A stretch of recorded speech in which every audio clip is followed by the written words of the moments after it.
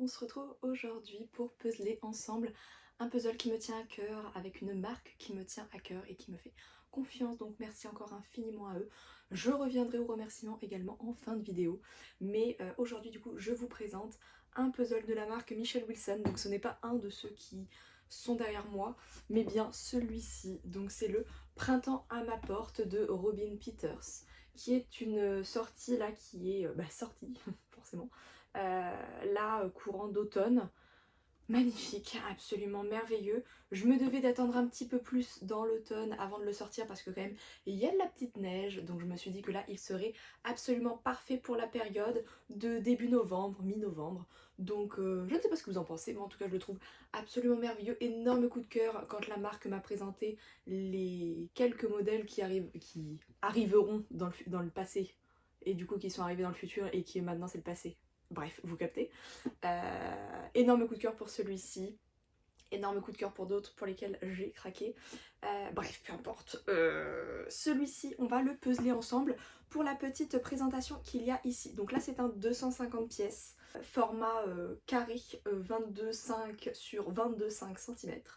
Donc c'est Robin Elise Peters, qui est une artiste néerlandaise qui s'inspire du paysage des saisons pour mettre en avant les moments précieux de la vie quotidienne. J'adore, c'est absolument vrai, voilà. Il n'y a pas de mytho dans cette phrase, c'est absolument véridique. Dans cette illustration, la lumière pénètre dans la maison annonçant l'arrivée du printemps.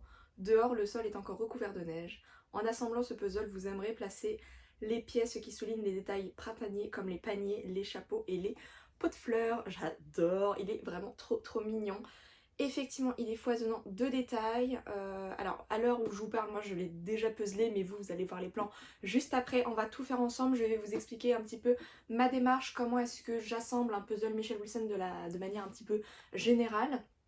Voilà, je vais vous faire mes explications au fur et à mesure. Donc voilà. Je vous laisse avec ma moi du passé, du futur pour vous. Retour dans le passé, du futur du puzzle. Alors avant de commencer chaque nouveau puzzle de la marque, en tout cas quand je les achète neufs, il y a le blister qui est tout autour. Donc moi le but c'est de l'enlever déjà et puis on s'en repart juste après.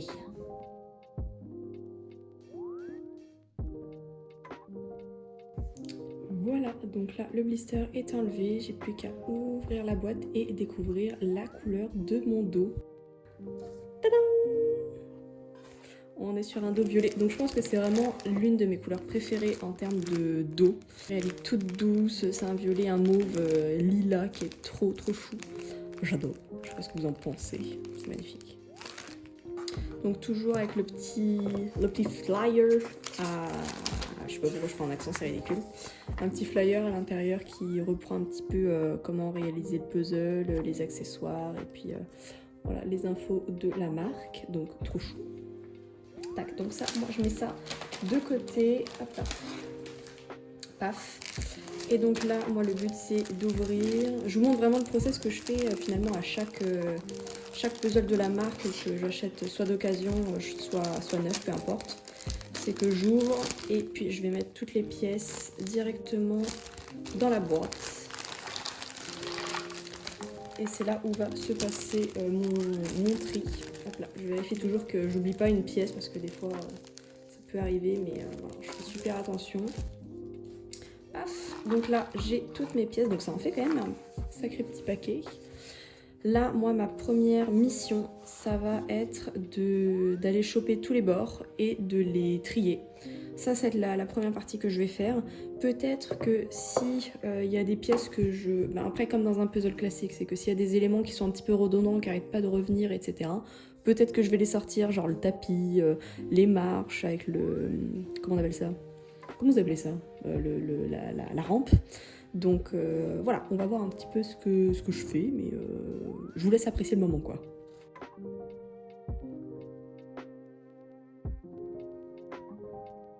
Non mais est-ce que c'est pas... Oh, trop chou.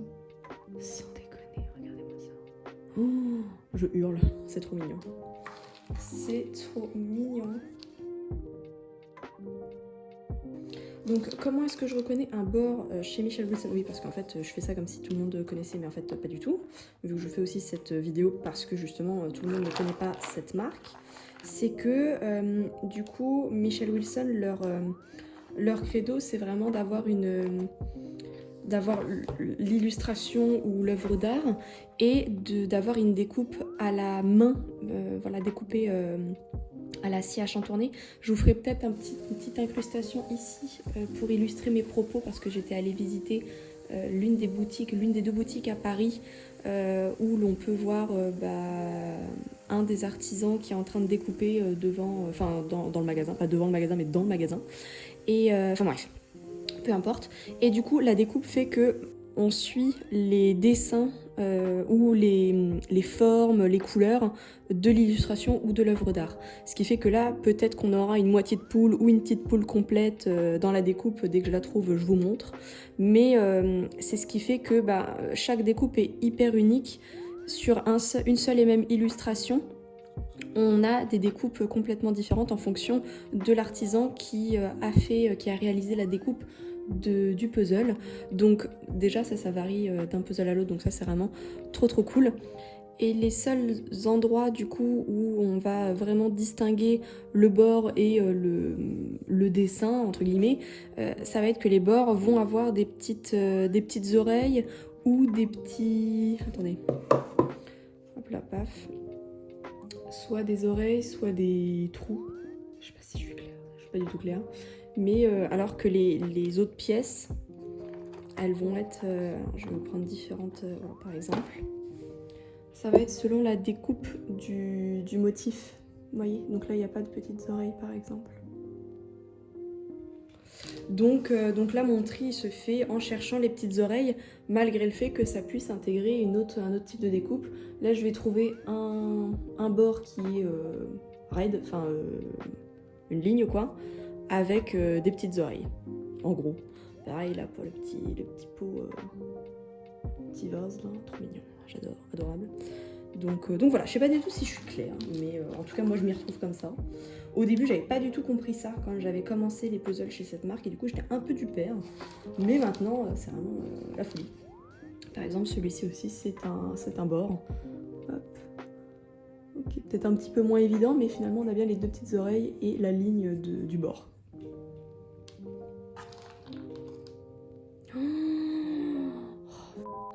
Je hurle. Est-ce que c'est pas trop mignon? Le petit choui. Est-ce qu'il est pas trop chou? Oh yo yo yo yo, trop pipou. Oh, allez, ça y est, je tombe dessus. C'est trop mignon.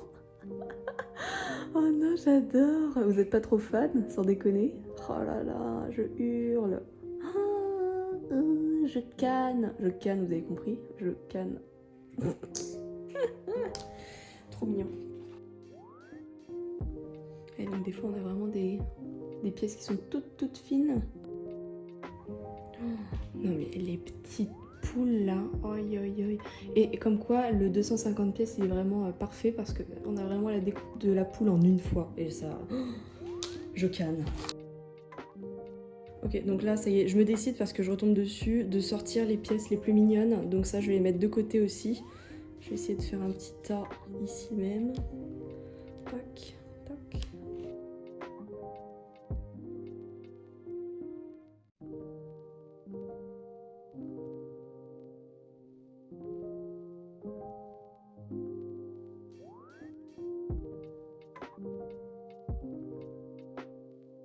Petite poupoule.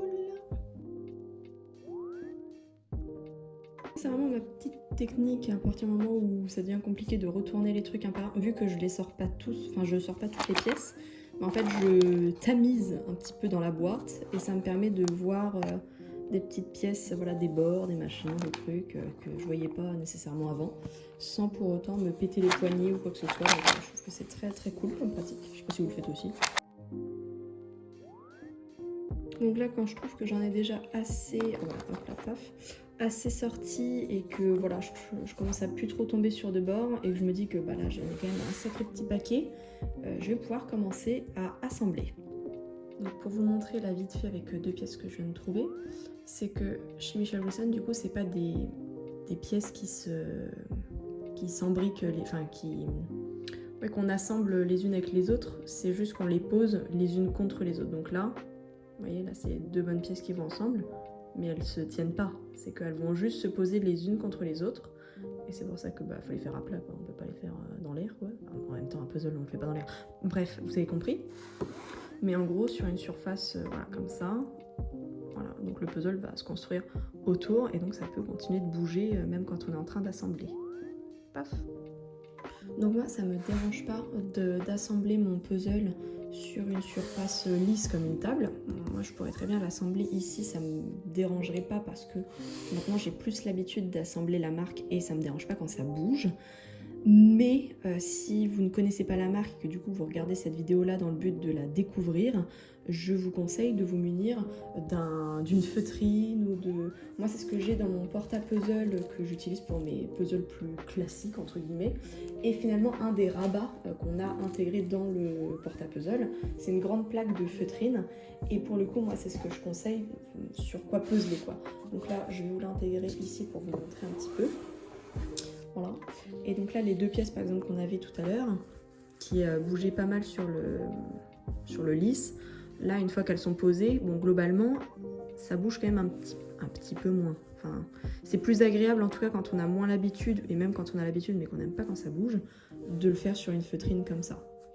Voilà. Donc, je vais l'assembler là-dessus pour vous montrer l'aspect plus simple, parce que le but, c'est pas que ça bouge. Et de toute façon, je serai amenée à le remettre quand même de temps en temps un petit peu en place. Mais du coup, on va l'assembler là-dessus.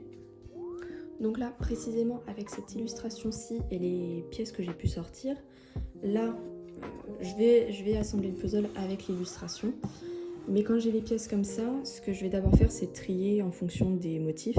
Donc là, je vais mettre de côté toutes celles-ci et je vais mettre de côté les autres, etc., etc.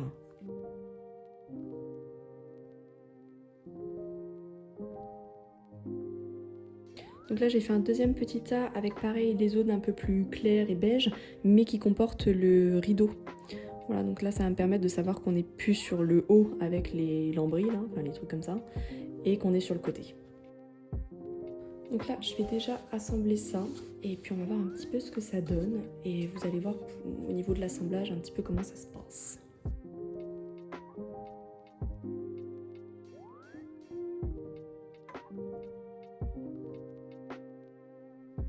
Donc là, quand il n'y a pas beaucoup de pièces et qu'on le prend bien, ben on peut déplacer les pièces comme ça. Là, comme on est sur, même là ça tient, comme on est sur un bord avec des oreilles, ça peut se tenir ensemble parce que justement on est sur des blocs d'oreilles quoi. Mais après, quand on va avancer sur l'illustration, potentiellement, on va plus pouvoir bouger les pièces aussi facilement. Là, je pensais que ça allait aller là, mais en fait, non, ça va pas exactement là.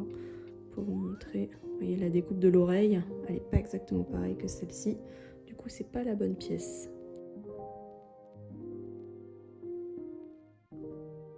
Donc là le but c'est vraiment de se référer à chaque fois à la découpe de chaque pièce et du coup la nouvelle. Là par exemple avec ce bord là, de trouver voilà, un avec une oreille et un petit rebord comme ça sur le côté. On va essayer de trouver ça.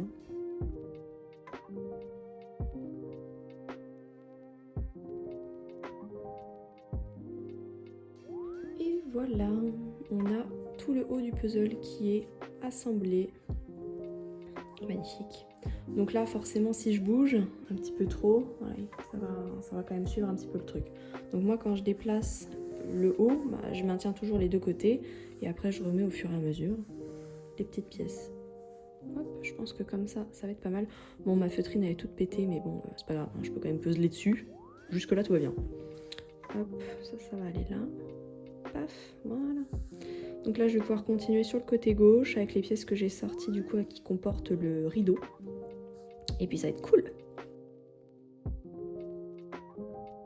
Et donc moi je manipule pas trop les pièces, c'est que vraiment je les bouge un peu au fur et à mesure et que là je les assemble mais avec minutie quoi. C'est que je vais pas d'un coup, alors attendez, hop, je reprends la pièce. Je vais pas aller faire, allez hop, comme ça, et puis voilà, comme ça, et puis en fait on bouge tout. C'est que vraiment, moi quand je me pose, et d'où l'intérêt de la feutrine, c'est que ça évite que ça bouge trop. C'est que si je faisais ça sur la table, je vais vous montrer, c'est qu'en fait sur la table ça va être encore plus sensible que ça ne l'est déjà sur une feutrine. Donc moi ça me fait marrer que ça bouge et tout. J'aime bien remettre en place, mais c'est pas un truc qui me dérange. Mais c'est encore plus sensible quoi. C'est que là déjà il y a les oreilles. Mais si ensuite on s'amuse à vraiment venir ajouter au fur et à mesure les petits paniers, les petits machins, les petits trucs, ça risque de vite devenir compliqué, d'autant plus si vous n'avez pas trop l'habitude quoi. Ou si juste vous trouvez pas ça agréable.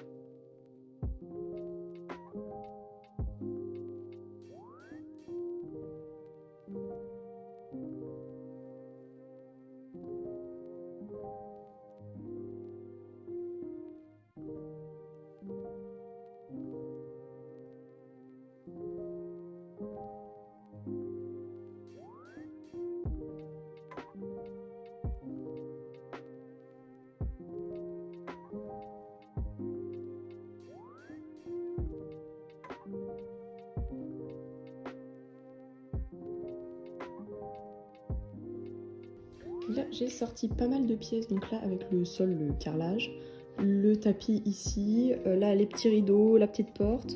Dans la boîte, je les ai tous retournés aussi pour y voir un petit peu plus clair. Et puis je vais commencer à assembler tranquillement.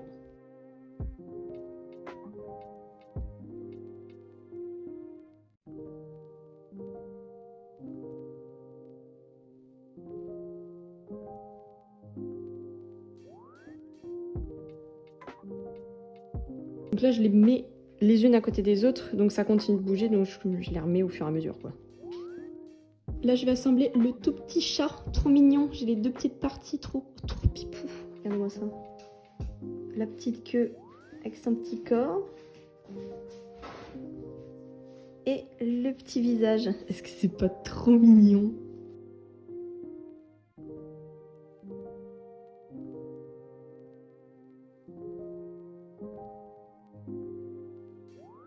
Donc là, vous captez bien que si je bouge un peu, tout est le bordel. Hein. Donc si vous avez des chats, par pitié, dégagez-les.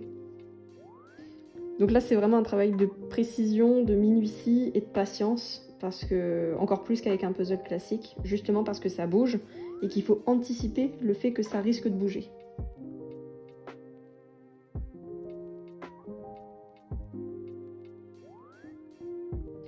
Et donc pour assembler sans modèle, en fait, c'est vraiment de se plonger un peu dans la découpe et de vraiment se concentrer sur les pièces, bon, qui n'ont pas de sens du coup, malgré le fait qu'on puisse avoir le dessin. Là, on voit que c'est l'ombre d'une poupole, donc on se doute qu'il est à peu près dans ce sens-là. Mais voilà, il faut essayer de se repérer avec surtout les formes, quoi.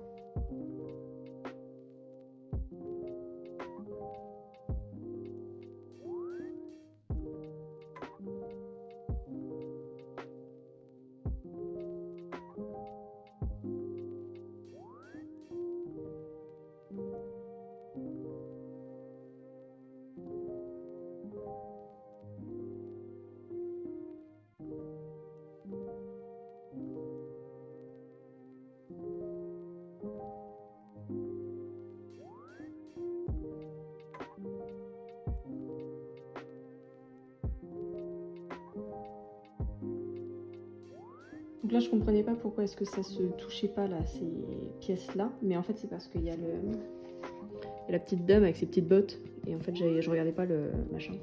Du coup, c'est quand même plus facile quand on regarde le truc. Mais voilà. Donc je vais trouver ces petites gambettes. Il y en a une là. Une là. Tac. Une. Deux. Donc là, on a une bonne partie là, qui est déjà bien faite. Donc ça, c'est cool. Je vais essayer de trouver les petites pièces qui vont dedans ici. Et puis, on va avancer peut-être sur les petits... Je pense que là, on va sortir les paniers ici, avec les petits chapeaux. Peut-être la fenêtre. Mais je pense qu'en tout cas, on va peut-être finir par l'escalier, la rambarde et tout le tintouin. Donc voilà, là, je vais essayer de chercher les dernières petites pièces du halo de lumière. Voilà, donc là, tout le bas est quand même assez grandiose, assez fini. Je sais pas ce que vous en pensez, moi je trouve que c'est vraiment merveilleux. Ça prend déjà bien forme. Avec les petites... Oh, j'ai trop hâte de la mettre, elle est vraiment trop chou. Peut-être qu'on gardera cette pièce-là pour la fin, histoire de garder un petit truc mignon, trop choupi. Bon, on se retrouve plusieurs jours plus tard, je ne sais plus où je vous ai laissé ni comment. Donc écoutez, on va reprendre. J'ai toujours mon petit tri là qui est fait, enfin mes petites pièces qui sont retournées. J'ai fait un petit truc ici, et puis comme ça me permet de vous montrer un petit peu comment est-ce que je les transvase d'une partie à l'autre. Et puis voilà, en gros.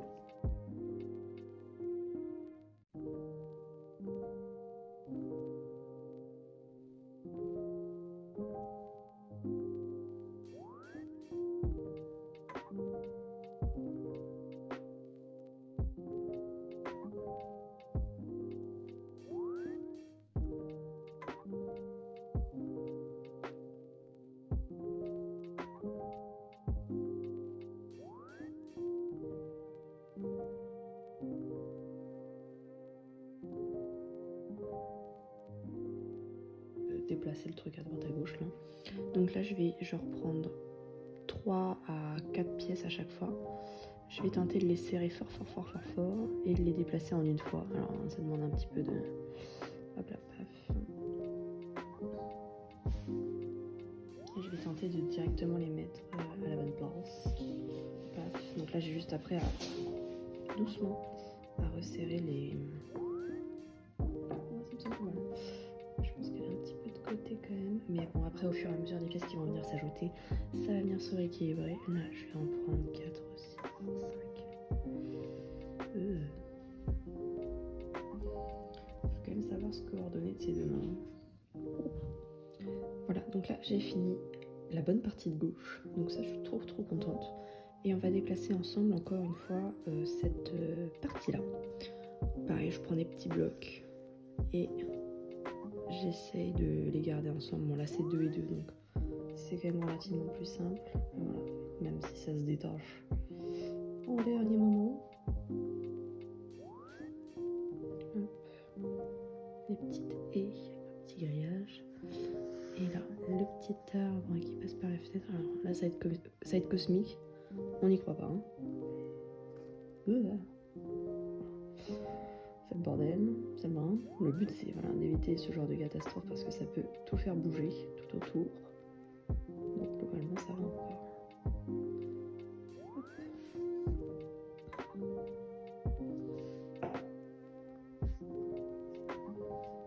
Voilà, et du coup je garderai cette petite pièce pour la fin. Regardez-moi ça, trop mignonne. Je la garde. Hop là. Du coup, là, ce que je vais tenter de faire, je pense que ça va être le haut, parce que ça va me paraître un petit peu plus simple. Et puis, je vais garder, du coup, la partie de l'escalier pour la fin, parce que c'est vraiment ce qui me paraît le plus compliqué. Donc, on va s'amuser. On va s'amuser fort. Et beaucoup. Donc là, par exemple, je cherche pièce par pièce. Donc, je vais regarder, par exemple, ce bout-là. Mais en fait voilà, j'ai la réponse sous les yeux. C'est que là je me dis il y a un petit bout, je sais pas si vous voyez, ça dépasse un petit peu sur la fenêtre là, la petite machine. Du coup là je cherchais un petit bout bleu qui pouvait dépasser sur les pièces mais il n'y en avait pas. Et quand je regarde le dessin en fait je me rends compte que là, sur le petit bout là, le petit bord, hop, paf, il y a le petit bout bleu qui est avec le ruban. Donc c'est ce qui fait vraiment qu'il y a une découpe par rapport au dessin. Et qu'il faut vraiment, c'est vraiment, ça fait partie de la difficulté quoi.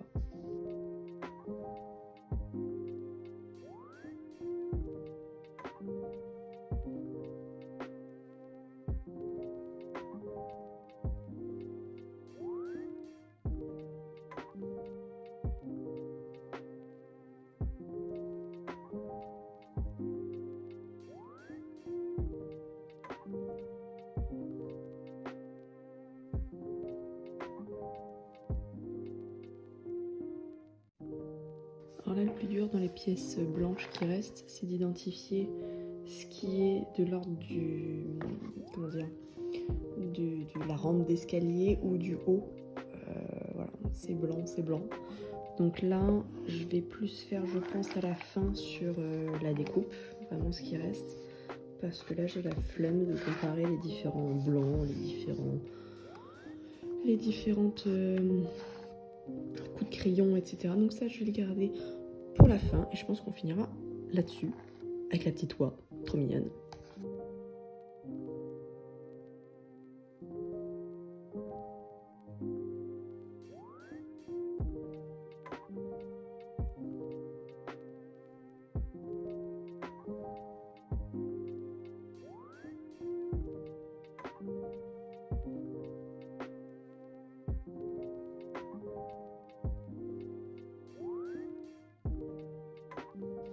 Et donc là, on rentre dans la dernière partie avec les petites pièces blanches. C'est tout ce qui me reste avec Jocelyne, là. Je sais pas, on va lui trouver un petit nom, peut-être un petit...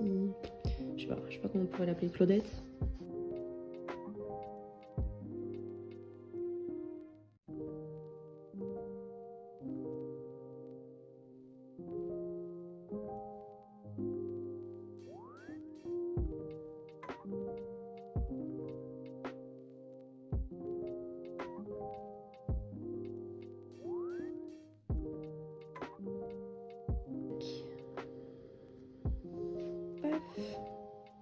Et on a gardé la meilleure pour la fin. Alors je suis un peu une psychorigide du... J'aime bien quand tout est bien mis. Paf, paf, paf. Quand il n'y a plus aucun trou.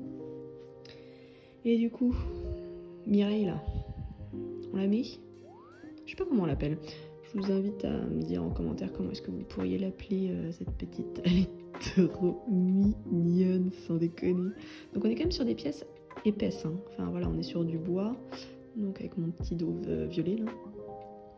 Et donc on est vraiment sur de la bonne petite pièce hyper solide. Ça reste voilà, je trouve des mini œuvres d'art. Finalement, les puzzles Michelle Wilson, ça reste très solide, hein. Il n'y a aucun problème là-dessus.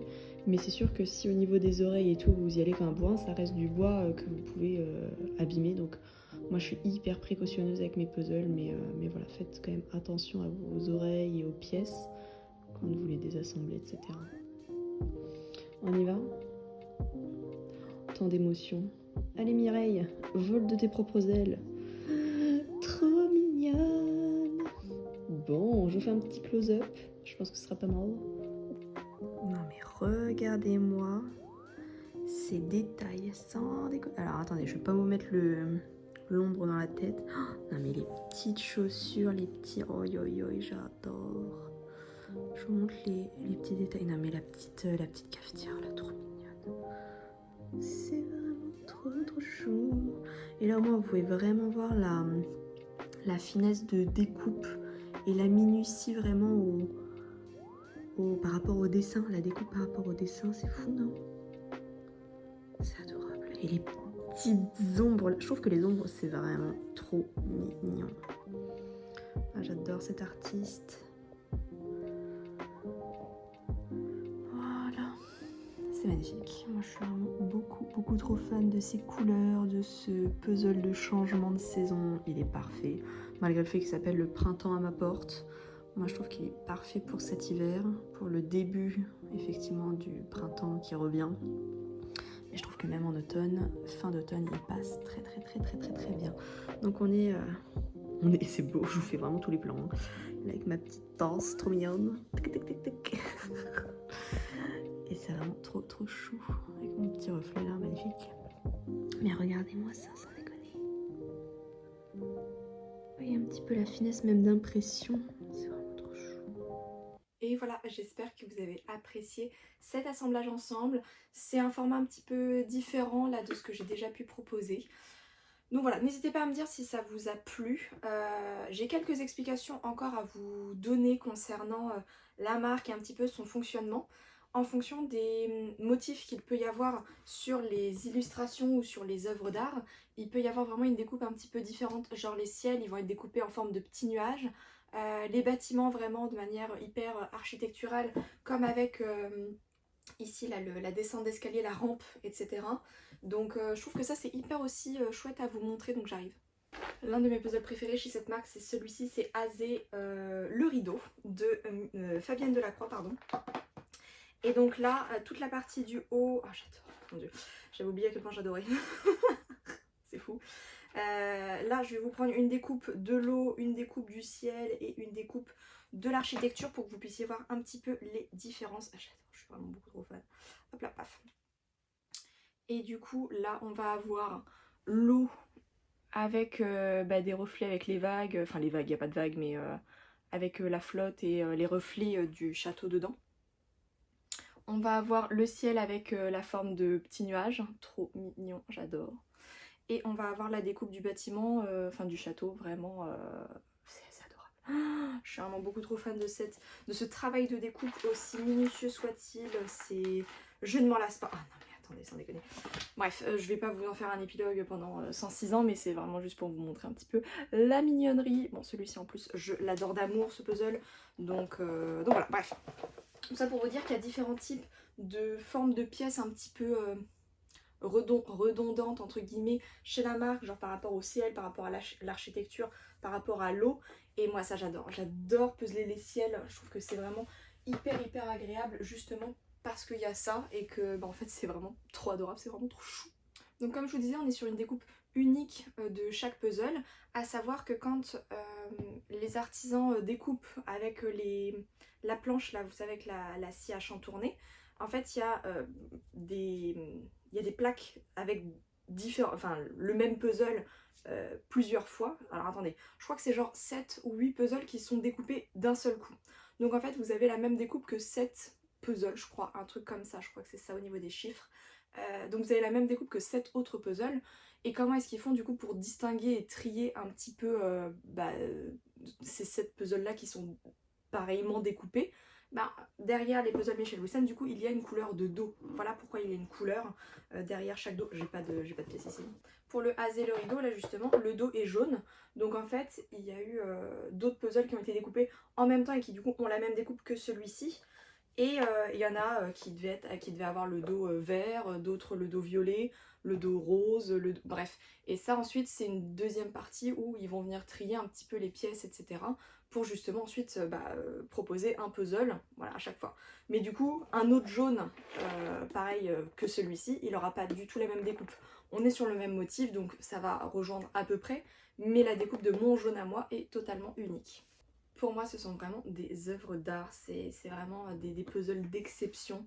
Donc forcément, ils ont un certain coût, mais c'est le coût de l'artisanat, c'est le coût du savoir-faire français. C'est une marque qui a été fondée en 1975, qui a un savoir-faire, qui a des équipes absolument adorables. Moi, je suis absolument fan de cette marque et de leur signature un petit peu avec leurs puzzles en bois qui sont d'une qualité vraiment très chouette.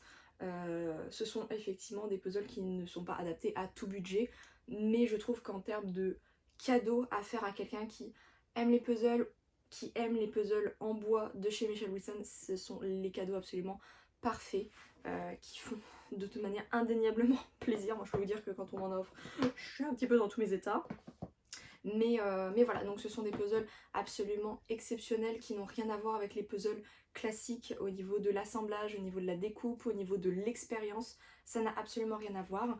J'ai même envie de dire que si vous n'avez encore jamais testé la marque, que vous avez peur un petit peu de vous lancer, que vous savez pas trop si vous allez aimer l'expérience d'assemblage, je vous souhaite d'aimer et en même temps, voilà, de pas péter les plombs. Parce que, voilà. Bref, c'est de commencer par le format Cuzzle. Donc le format Cuzzle, c'est, hop là, dans une petite boîte comme ça, et je crois que c'est 30 pièces à peu près le Cuzzle. Donc pareil, qu'il y a une découpe carrée avec des œuvres d'art ou des illustrations un peu plus contemporaines. Et donc je crois que c'est une trentaine de pièces. Et donc là, ça permet déjà de se faire un petit ordre d'idée. Il y a des formats de 80 pièces, donc là aussi que je peux très bien vous recommander, et les formats de 150. Donc ça, je trouve que c'est bien pour vraiment se lancer un petit peu, pour voir si vous appréciez. Je trouve que le Cuzzle, c'est encore une expérience différente parce que je les trouve pas très représentatifs de l'expérience des autres puzzles à partir de 80 pièces. Personnellement, c'est très personnel, comme ça se trouve ça l'est complètement, mais moi je trouve ça encore différent. Je trouve qu'à partir du format 80 pièces, on se donne vraiment un ordre d'idée de ce que c'est que l'expérience des puzzles Michel Wilson. Donc moi je ne peux que vous les recommander. Voilà, je les trouve très chouettes. Si vous n'avez pas le budget, il y en a pas mal sur le marché de l'occasion avec des illustrations et des œuvres d'art qui ne sont plus nécessairement proposées sur le site de la marque. Donc ça peut être extrêmement chouette également si vous souhaitez chiner aussi un petit peu des trucs qui vous plaisent plus ou à moindre budget. Donc voilà, et sinon je ne peux que vous recommander d'acheter sur leur site internet ou via des revendeurs. Mais voilà, moi je suis absolument trop fan. Je pense que vous l'aurez compris, un jour on fera une vidéo dédiée à ma collection avec mes puzzles préférés et tout. Enfin bref, on verra, comme on a pu faire la semaine dernière avec la marque Ordinary Habit. Je pense que ça peut être très chouette. Je ne sais pas si ça peut vous plaire, je ne sais pas si la vidéo de la semaine dernière vous a plu et que du coup ça pourrait vous intéresser pour les Michelle Wilson. Dites-le moi en commentaire, comme ça me permettra de gagner mon temps si jamais ça ne vous intéresse pas et que vous en foutez. Ça me va très bien, mais juste que je le sache. Histoire de pas vendre de mon énergie, j'ai plein d'autres trucs à faire. Donc voilà, dites-moi un petit peu ce qui peut vous plaire. Et puis voilà. Je clôture en remerciant encore une nouvelle fois la marque de m'avoir proposé de m'offrir ce joli puzzle, de m'avoir laissé carte blanche aussi, de pouvoir en parler de la manière dont je souhaitais. Donc on en a déjà parlé sur Instagram, on en a également parlé du coup ici, et je pense que sur Instagram je vous posterai également des photos close-up, voilà, avec les petites mignonneries là, genre les poules. Non mais elles me font Canet, Guillaume Canet, il est présent parmi nous. Enfin bref, je suis vraiment beaucoup trop fan. J'espère qu'il vous aura tenté. Le petit chat noir là, trop mignon. Moi du coup je l'ai assemblé pendant le Pieces Autumn Challenge, donc du coup forcément il m'a rapporté des petites pièces, trop mignon. Et du coup je pense qu'au moment où vous voyez cette vidéo, il reste encore une semaine au Pieces Autumn Challenge. D'ailleurs je me permets de glisser ce petit truc ici. Je vous remettrai toutes les informations dans la barre d'infos pour que vous ayez tout en tête et avec vous. Mais je crois que c'est la semaine prochaine, dimanche prochain, que se termine le challenge sur Instagram. Donc si vous souhaitez tenter de remporter un calendrier de l'Avent Travel de l'année 2024, donc de cette année, avec 4 artistes et hors glace, la Jeannette, Marion Brouillon et Nicole Lalonde. Voilà, je me souviens de tout le monde, c'est incroyable. N'hésitez pas à aller participer, il vous reste une semaine sur Instagram pour poster en story ou dans votre feed vos puzzles. Voilà, petit aparté fait. Merci encore à Michelle Wilson de m'avoir offert ce puzzle et de me faire confiance de manière générale. Et voilà, je vous aime, je pense que vous le savez. Et puis nous on se retrouve la semaine prochaine. J'ai trop hâte, il y aura un très beau programme la semaine prochaine qui vous attend. Je me tarde là vraiment de tourner un petit peu la prochaine vidéo parce que je pense que c'est celle qui doit être la plus attendue sur la fin de l'année. Donc voilà, j'ai trop hâte. Et puis à la semaine prochaine, prenez soin de vous, à tout vite, n'hésitez pas à liker, commenter, vous abonner, tout bordel, parce que moi ça me permet de me sentir soutenue dans ma création de contenu, et puis ça fait plaisir, voilà. Donc je vous laisse des plans comme d'hab avec les filles à la fin, trop mignonnes, trop chouquettes, là je peux vous assurer qu'en plus elles sont à leur prime, donc voilà, des petits bisous, à la semaine prochaine, salut.